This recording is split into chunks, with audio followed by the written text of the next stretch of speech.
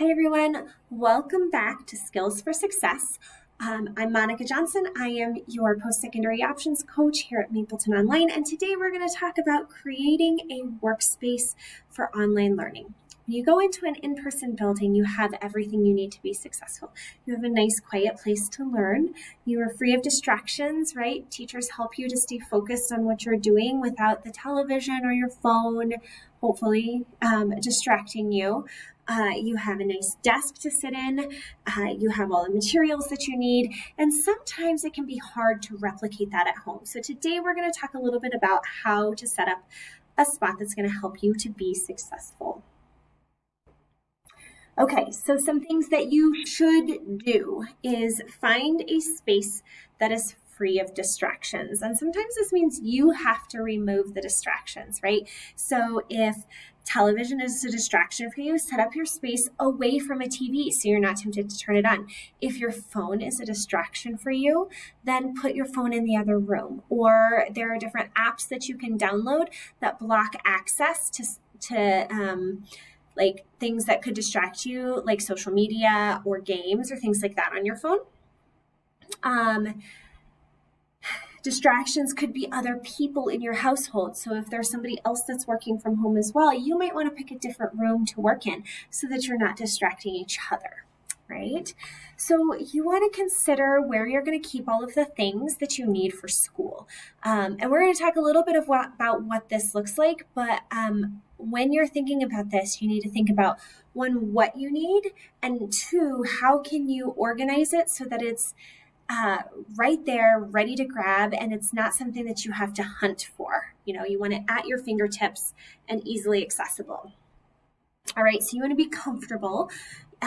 If you're sitting in a chair all day at school and you don't get to get up and walk around in between classes as much, you want a chair that's comfortable, but you don't want to be too comfortable. And by that, I mean, you don't want to work in your bed. There's been lots of studies done that people who work in their bed are not as productive. One, because the bed is for sleeping, so oftentimes they'll fall asleep while they're working.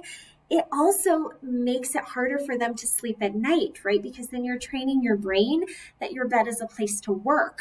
And so then your brain starts to think it's work time when it's bedtime, and then you don't get as good of sleep. So working in your bed is just not a good idea for a lot of reasons. Not to mention the fact that if you have your camera on and you're in a classroom full of kids, it's just really not an appropriate thing to be in your bed in class. So you want to be comfortable, have a comfortable chair, but please don't work from your bed. You want to consider lighting, right? So you want to be able to see what you're doing. So if you need to buy a small lamp or like go hunt down a lamp from another room in your house, then you want to do that. You also want to consider where your lighting is placed so that when your camera is on, your lighting supports your ability to communicate with others. If you have a window behind you but no lighting in front of you, no one's going to be able to see your face when you turn your camera on. So you might want to, if you can, turn your space around so that you're facing the window so you get that light from the window. Or you can come up with other lighting solutions that light the front of you instead of just having a backlit light behind you. You also want to, and all of this I've kind of been talking about already, consider what others are going to see in your video. So consider how they see your face, consider whether or not they're going to see your bed or anything like that. If somebody's walking around behind you, that can be distracting for the other students in your class. So if there's people that have to be walking in and out of the space that you're working in, you might turn yourself around so that you've got a wall behind you so that people can't walk behind you so that it's not distracting. You just want to be really thoughtful about everything that people can see and hear while you're participating in class. And then you also just need to be thoughtful and honest about what you need to be successful. If you're a video gamer and you've got your PlayStation right next to you and you know that you're going to be tempted to turn that on in the middle of the day, then you need to be really honest about moving to a different part of your house, or maybe even just like unplugging it, like making it harder for you to turn on like while you're learning. Find a way to make your space a successful place. If you're having troubles focusing, maybe you want to position yourself in a space where there's a parent or an older sibling or somebody there that can like help you stay focused. That could be something that you think about, but you got to be honest with yourself, because if you know that there's something in your space that's going to distract you or make it harder for you to learn, then you need to figure out a solution to that problem so that you can learn without that distraction. All right, some things that you don't want to do. We already talked about this. It's worth mentioning again. Please don't work in your bed. It is not a good place to do work for a lot of reasons. We don't want to allow any known distractions near our workspace. We kind of talked about that a little bit. So for me personally, I like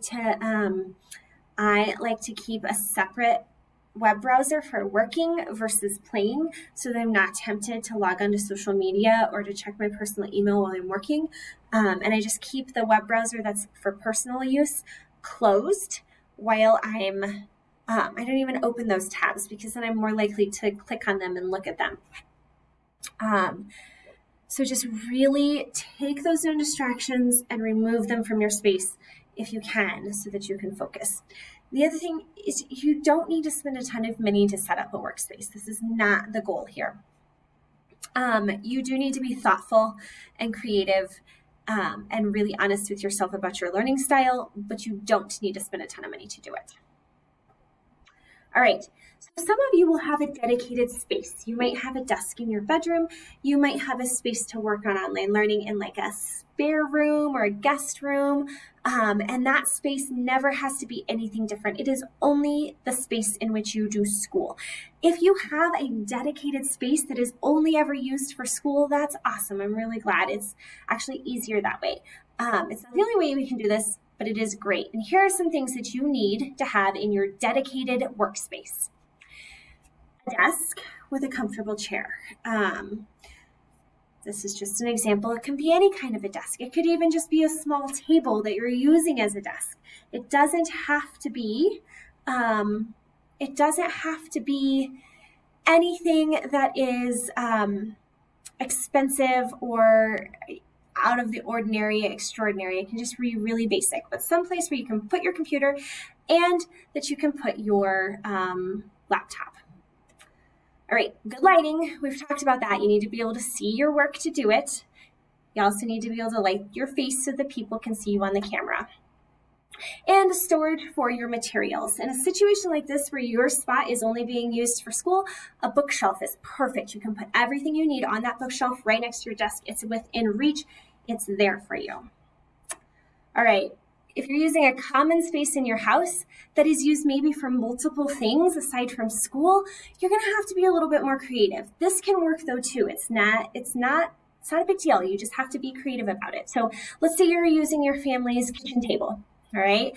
So during the school day, this is your desk. You're going to make sure you have a nice, comfortable space to sit at your family's kitchen table. Again, make sure you have good lighting. And even if you have to bring in a lamp, that's fine. However you have to do it, make sure you have some good lighting. You need a place to store your materials. And in this situation, your materials can't just sit on your family's kitchen table. You need to be able to move them. For some people, that's keeping everything within a backpack. And then you just load up your backpack and you carry it off to your room and you store it. You might also have a rolling cart, or even like a caddy that you have materials in that you can haul from place to place. However you choose to do that is fine, but it's ideal that you keep all your materials in one thing, whether it's a bag or a cart or caddy. That way they're all together and there's not something in the other room that you can't find because it's not with the rest of your stuff. You just want it all together. Right?